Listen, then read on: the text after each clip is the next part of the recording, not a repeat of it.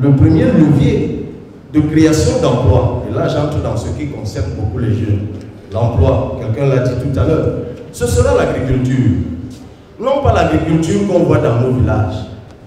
Tu peux faire cette agriculture pendant 2 vies, tu seras toujours pauvre. C'est-à-dire l'agriculture où tu sors le matin avec la machette, tu vas derrière la maison, tu défriches d'ici à là, après tu dis que j'ai beaucoup travaillé. Et tu bois même le matin après.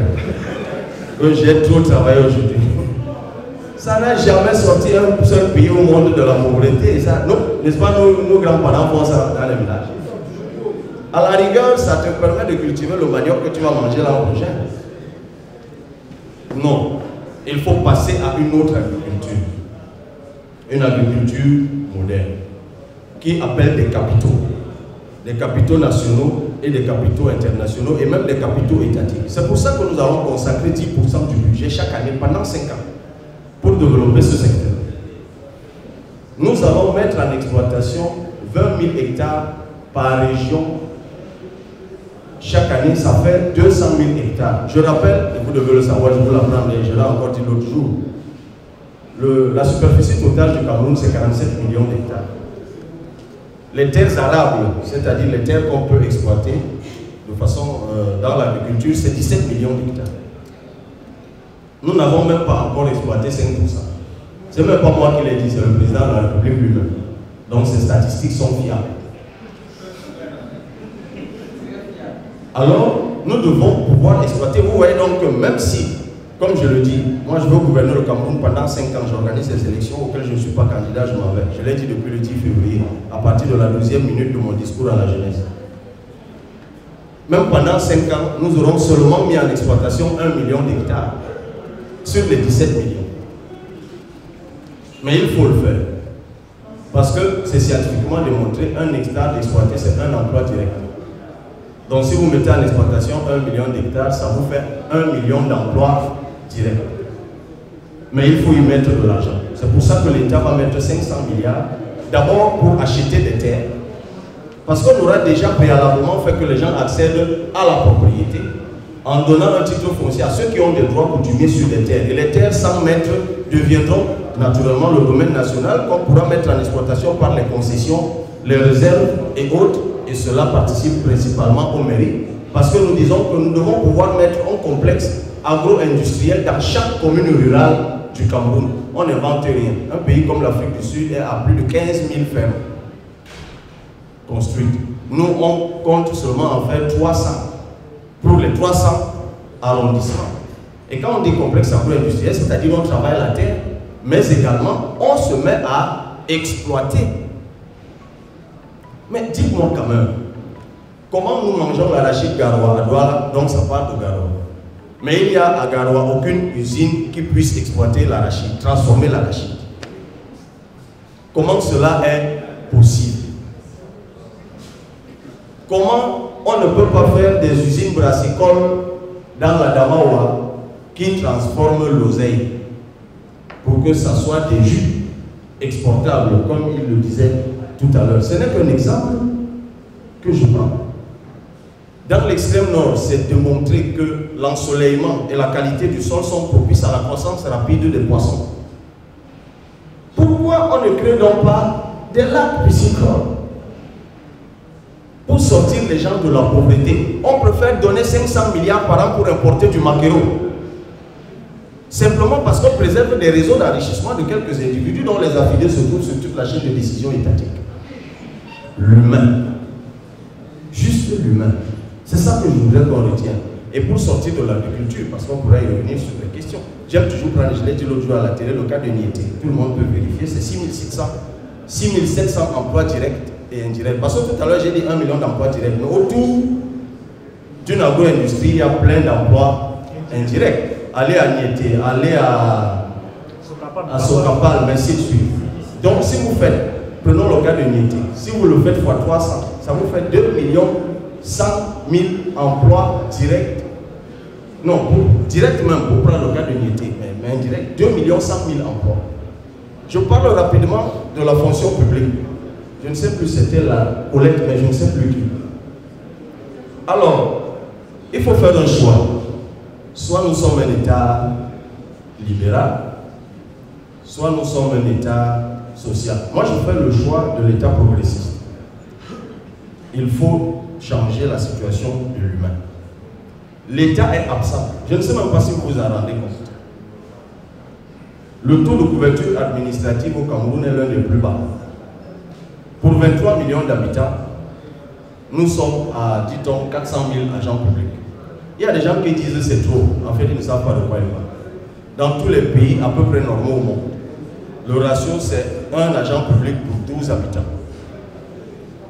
C'est pour ça qu'un pays comme la France, qui a 65 millions d'habitants, a 5 millions d'agents publics. 5 millions. Parce que l'État doit être présent. L'État, c'est l'enseignant. L'État, c'est le médecin. Le ratio, c'est 1 pour 1000. Au Cameroun, c'est 1 pour 15 000. L'État, c'est l'infirmier. L'État, c'est le policier. Il y a des commissariats au Cameroun, il n'y a que 2 gardiens de la paix.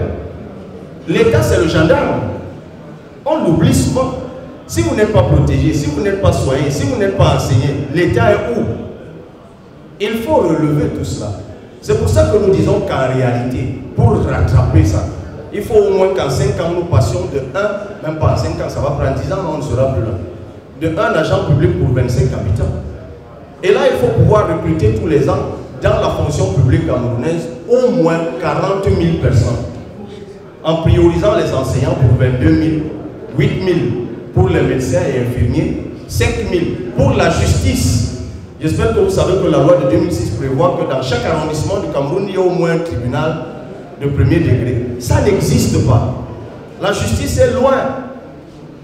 Il faut rattraper cela. La sécurité, c'est possible. Ça entraîne une croissance de la masse salariale qui est actuellement, pension retraite comprise, à 1000 milliards pour un budget de 4 500 qu'on peut relever très rapidement à 5 500 dès 2019 simplement en bloquant la fraude et l'évasion fiscale et même en réformant la douane.